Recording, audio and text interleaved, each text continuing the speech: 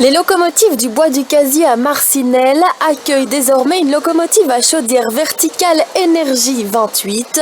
Elle a été créée en 1912 à Marcinelle en 4 exemplaires, mais elle est la seule survivante. Elle devient donc une pièce rare de la production marcinelloise et voilà que 110 ans plus tard, elle revient dans sa ville natale. Elle était à Écosine, chez une vieille dame. Elle était dans un petit bosquet et on me l'a référencée pour des pièces pour locomotive Cockerill. Et en allant la voir et par curiosité, on l'a déterrée. Et puis au fur et à mesure du temps, on a réalisé que cette machine n'était pas une Cockerill comme toutes les autres, mais bien une locomotive de marque Énergie.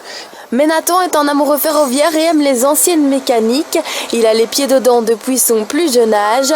Une trouvaille comme la locomotive Énergie 28 est une réelle fierté pour lui. C'est à mon tour d'essayer de perpétuer la tradition familiale et d'essayer de récupérer, sauver du patrimoine belge. À la fermeture des charbonnages, à Monceau-Fontaine entre autres, mon arrière-grand-père a suivi les anciennes locomotives de charbonnage au chemin de fer à vapeur des Trois-Vallées. La locomotive à chaudière est tout de même dans un piteux état, mais l'objectif est de la sauver pour qu'elle puisse par la suite être exposée au public, une rénovation qui demandera beaucoup d'énergie.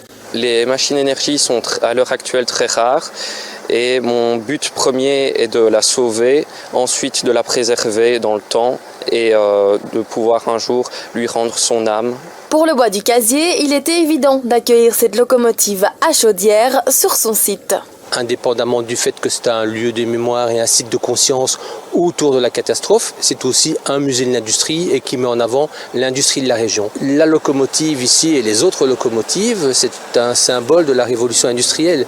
Chemin de fer et révolution industrielle, c'est indissociable. Cette pièce unique restera au Bois du Casier mais ne sera pas visible tout de suite. Il faut avant tout lui refaire une beauté et la sécuriser.